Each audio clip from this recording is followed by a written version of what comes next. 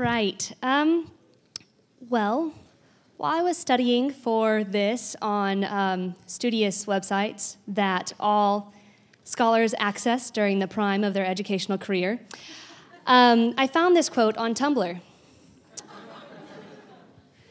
And it's, the aim of art is to embody the secret essence of things, not to copy their appearance, by Aristotle. Now, when I found this quote, I didn't quite understand it. I couldn't see it for myself, so I brought y'all an example. This is an illustration out of a 2013 Texas Bluebonnet nominee book by Margaret Cardillo and illustrated by Julia Denos. It's called Just Being Audrey. Now, what Denos did for this book was that she captured the secret essence of Audrey Hepburn. Looking at this, you can tell that it's Audrey. I mean, if you just take the dark hair and the sort of impish features, it could be Audrey Tautou from the Da Vinci Code or Natalie Portman from Thor. But looking at its poses and the costumes and the expressions, you can definitely tell it's Audrey Hepburn. Because it's not just her appearance. Again, it's her essence. So, if we take this principle and apply it to the Chronicles of Narnia, it's a different thing because with the art of writing, and you're taking it to the fairy tale genre, not all the genres across the board, because that wouldn't work at all. But if you take it to the fairy tale genre, like C.S. Lewis did, you can tell that he especially didn't want to just copy down the appearance of things. He wanted to embody their essence, therefore fantasy, and therefore the fairy tale. It brings us to a hotly disputed topic of Chronicles of Narnia. Is it a fairy tale or is it an allegory? I kind of claim that it can be both. In the fairy tale genre, because he's copying down the essence of things, and in the allegory, because you're making a metaphor, bringing one thing to another definition that can deepen its definition, Chronicles of Narnia fits into both of those things. C.S. Lewis on Fairytale said, its brevity, its severe restraints on description, its flexible traditionalism, its inflexible hostility to all analysis, digression, reflections, and gas. I was now enamored of it. Its very limitations of vocabulary became an attraction, as the hardness of the sonnet delights the sonneteer. He said this in Sometimes Fairy Stories May Say Best What's to Be Said. In a critic of it, Thomas Howard said, we may grant him his case then. He wanted to write fairy tales, that we discover all sorts of elements in his talents that stir us by their similarity to elements in our own story, may be attributable to, and this is a response that in another fairy tale, Ransom actually gives Merlin, the wizard that ran around with King Arthur. I said it because it was true. So why is it a big deal, the difference between fairy tale and allegory? It's a big deal because it completely changes your reaction to it. As a reader, as a very young reader, whenever we read it merely for the fantasy. If you read it and didn't go immediately to all the corners of your house, to the closets and the wardrobes, and you went up and felt the back wall to make sure there were no latches and secret doors, and you cuffed up the blue jeans on your knees and then got in trouble by your mother, I don't think you responded to it quite correctly. But the purpose of this is, in the return to Narnia when you're much older, is it a fairy tale or is it an allegory? Is he trying to say something or is he not? And again, I say that it can be both.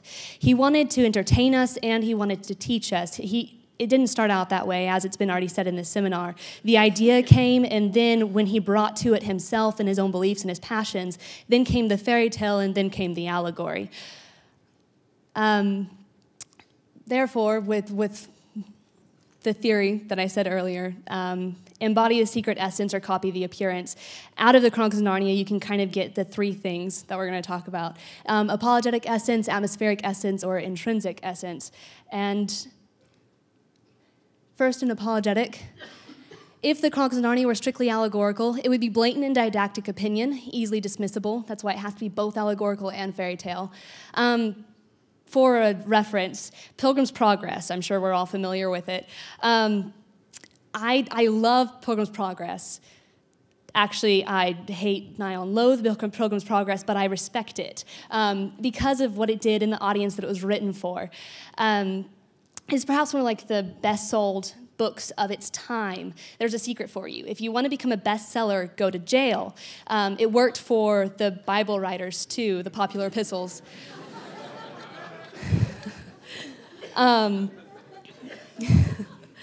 But instead of writing a strictly allegorical work, Lewis dared to say something along the lines of, "This fictional world that I am creating takes down something that you have long since forgotten and should now remember."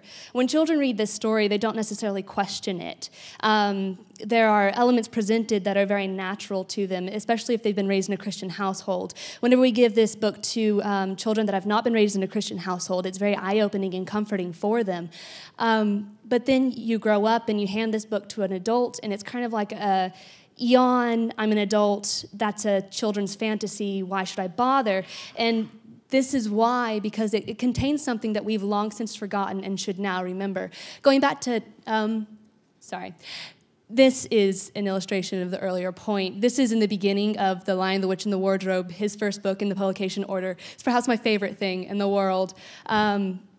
I'm sure we're all familiar with it, but my favorite bit is, someday you will be old enough to start reading fairy tales again. You can then take down this from some upper shelf, dust it, and tell me what you think of it. I shall probably be too old and deaf to hear, and too old to understand a word you say, but I shall still be your affectionate godfather. It's very sweet.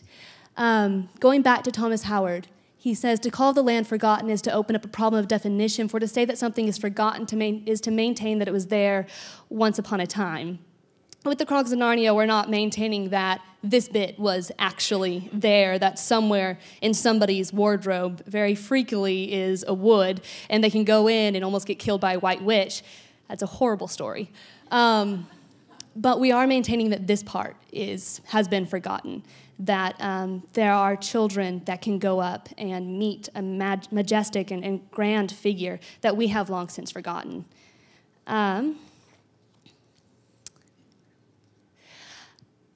That's sort of the apologetic essence of it, the fact that with the story, he was embodying the secret essence of not an apologetic as in an apology, like they always say at the beginning of an apologetic speech, but as in apologetics, a good speech or a good theory or a good point that makes a point in the favor of the speaker, an apologetic essence. He was embodying that in his work. Alongside that is an atmospheric essence. Here's a good quote from C.S. Lewis. Good stories often introduce us to the marvelous or the supernatural, and nothing about story has been so often misunderstood as this. He's saying this right after he hates on the Three Musketeers, which is surprising because I love the Three Musketeers. He's actually saying the Three Musketeers was awful because there was no atmosphere. You ran from a Paris to an England, and you never realized that you left one and entered the other. It wasn't a story to him because it had no atmosphere, and atmosphere was such a strategic part because without atmosphere, you couldn't make a point. If you never left your world, you were never inside of a story. And in the atmosphere, this is what he was wanting. He was wanting you to go into somewhere fantastical where you could meet something like Aslan. Atmosphere was very important because of a theory that was prevalent in C.S. Lewis's time and in our time, but actually began much farther back. French Revolution, storming of the Bastille. They decided that they wanted to take down the cathedrals and they wanted to take down the government because each man should have his own power. Good point. But then you got things like in C.S. Lewis's generation, there is no higher power. And then in the cusp of my own generation coming into life, you get things like, we are our own power and we are our own God. So with the atmospheric essence that C.S. Lewis was portraying to us, his readers, was the fact that this wasn't true. In the atmosphere he was creating, he was implementing our own world and revealing to us that this, what we were seeing, was a lie. Then, in the story, he also did something that was a faux pas, and I can almost hear his editors every time I read it. Yes, you can create a fantasy story, and yes, please go ahead and make children go into it so that it's easier for your readers. But with this Aslan creature, can you make a tyrant, make him evil, and make it to where the children overthrow him, because it's unbearable to admit that giving up power to someone that is greater than you are will result in your own betterment. But Lewis had the creatures of Narnia bow their heads with great peace to King Edmund. Then creatures of Narnia bow to King Edmund, and then King Edmund bowed to High King Peter, and then they all went ahead and bowed their heads to King Aslan, and it bettered them. It was okay, and this went strictly against the atmospheric essence of the reality to which he was writing to, modern England. They said that anybody who was above you, if you bowed to him, it was because you were a coward. And you can think back to fiction that you've read, and this is a common theme. We go in, we defy people, we take them down, and suddenly the government is better. It's very prevalent. Lewis went strictly against this. In today's world of fiction, back to that, you have really celebrated and talented artists who I love, like J.J. Abrams, who say that there's nothing in the stars besides what we can be equal to and dominate. Or Gabrielle Zevin, who again is very, very talented, but thinks that fate and man's intelligence is even greater than anything that could be in the cosmos. And then Karen Thompson Walker, again talented, New York Times bestseller, who thinks that a growing up right is to become in tune with the despondency and the depression of the adults around you. Literally, it's the climax of the book. It's very sad. But in Narnia, C.S. Lewis was responding to this idea that we were the only light, the only intelligence, the only greatness, and his aim was kind of, metaphorically, to lead us to a window and open it up and say, and spin a fable that Aslan breathed those stars into existence, Aslan created man, Aslan created Narnia, and Aslan is a great hope for you. And with that, we understood, even in the secret embodiment of the essence, that our world was great and unknowable and more beautiful than modern man could have imagined. But there was a problem. And this is perhaps my favorite thing as a reader of Narnia. For any audience to understand something that is completely foreign to them, you have to start with something that is familiar and then slowly nudge them into things that they're not used to. It kind of works when you're a child and you go up to your parent and you ask for something like way out of the blue. You don't start by asking for that thing. You start in a different tract and you slowly get to asking for that thing. I had this down as a child. So here we get to intrinsic or characteristic essence. The characters in the novels are extremely important, and not just as children, which made it easier for children to read, but as things that we were familiar with that could slowly nudge us, not sludgely, but slowly nudge us into the unfamiliar. Thus, we have the Pevensies. This isn't a foreign literary element, though. If you take the idea and say, oh, look, Wendy, there's a boy that can fly, and by Jove, I think that star might be a small island. No, I'm not going to go on an adventure. I'm a Baggins of Bag End. And no, Mr. Holmes, I do not go running around in the middle of the night to solve murder mysteries. But yes, you do.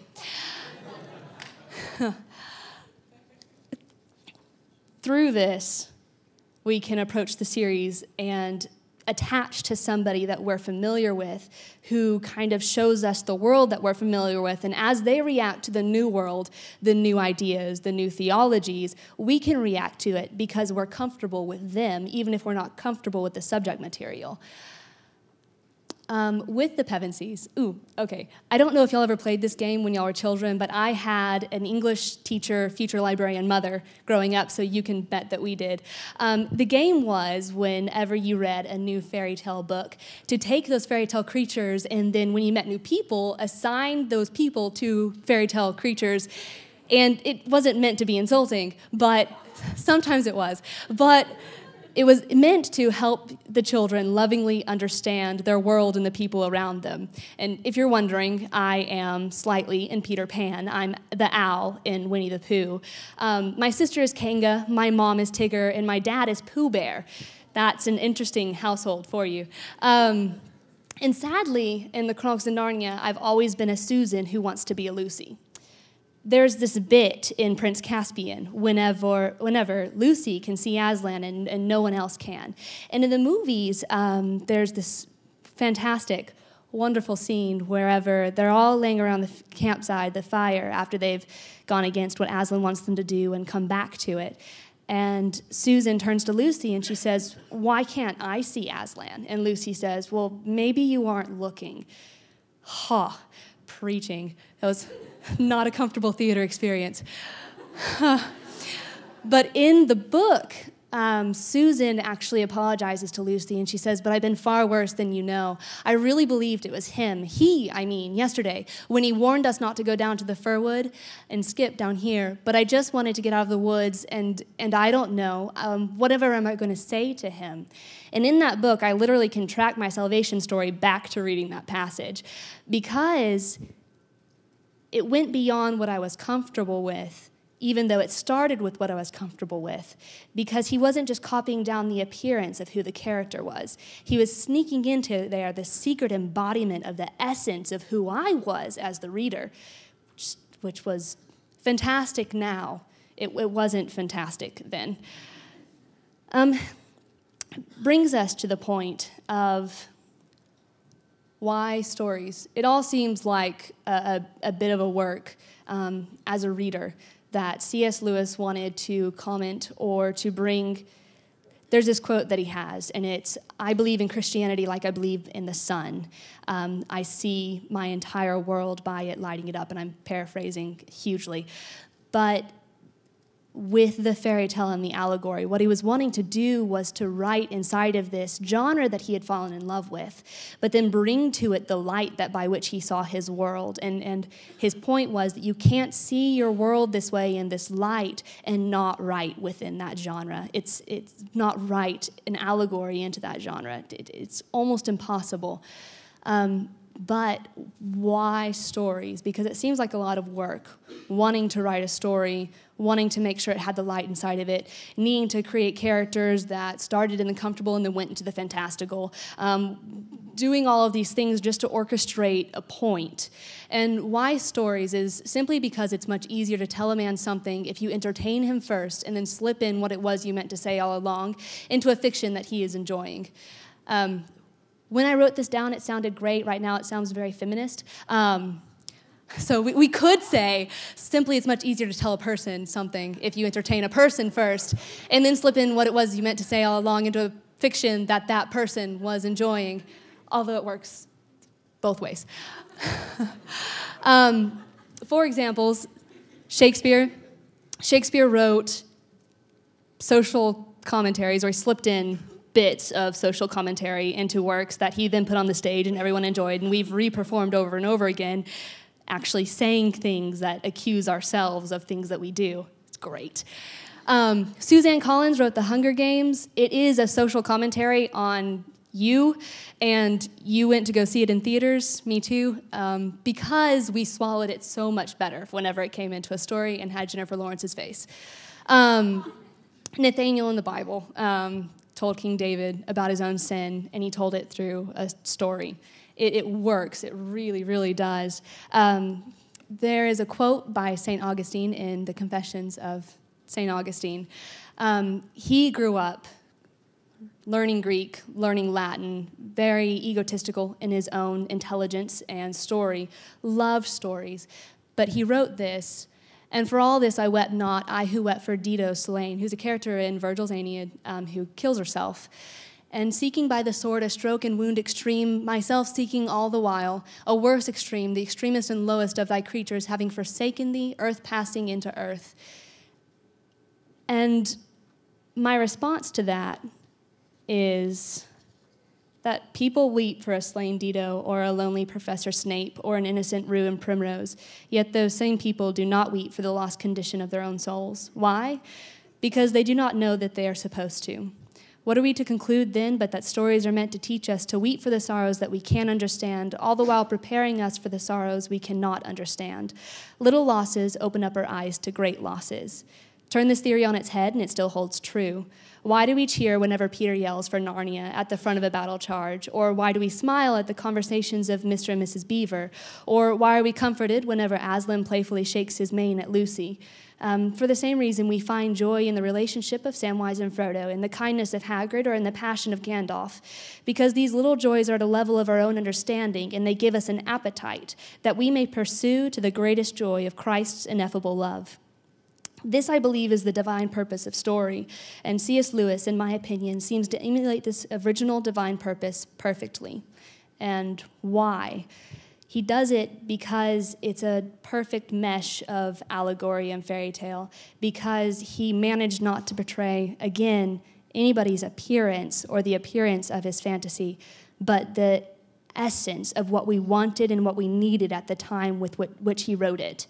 He was a fantastic apologist, and we all know quotes of C.S. Lewis, and we can all refer to C.S. Lewis or mention a theory of his, but we know the Chronicles of Narnia. And that's very powerful, because he recognized that one genre was going to reach further than the other genre, at least in the minds of children, and he used it to better his environment. Going back, to this is actually, I read further into this book than I think the authors meant for me to read into this book, because I love Audrey Hepburn. Oh, and if y'all couldn't recognize that this was Audrey Hepburn in the beginning, modern cinema has completely polluted your minds, and you need to do some homework on Hollywood's golden age. But that's my commentary. The authors were writing this book for a generation that had no idea about Audrey Hepburn. They didn't know that she really even existed. So they took this, they embodied her essence, and a new generation has fallen in love with her. My mother, who's a librarian at J.R. Irvin, where I got this book, has said that the children that have read this book have then gone and seen the movies that Audrey Hepburn is in, or they Wikipedia her, because kids do that nowadays. So they took an idea of even the author's parents and then brought it into a new generation. This is the most important part.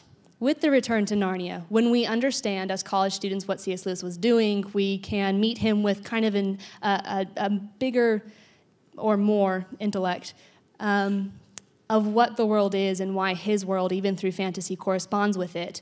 We can essentially take the essence of what he was trying to tell us, and even though it was from the generation before us, we can give it to the generation below us. And that's definitely your job as a reader. Going back to this, especially speaking to college students, y'all are now old enough to read fairy tales. I actually was reading this bit, and it said that whenever he was young, he wore these ugly, cloggy shoes, Thomas Howard, and then he went back to a photo of himself as a child, and he thought, oh my goodness, those were the worst shoes in the world. And he had forgotten them for a bit. When he was a child, he had worn them, and then he had grown up in a bit where he was too old for them, and then he was old enough to remember the essence of what they made him feel like. That's you, pretty much. Y'all went through a period of being too old for fairy tales and fantasies, and this is the bit where you can remember the essence of what they were.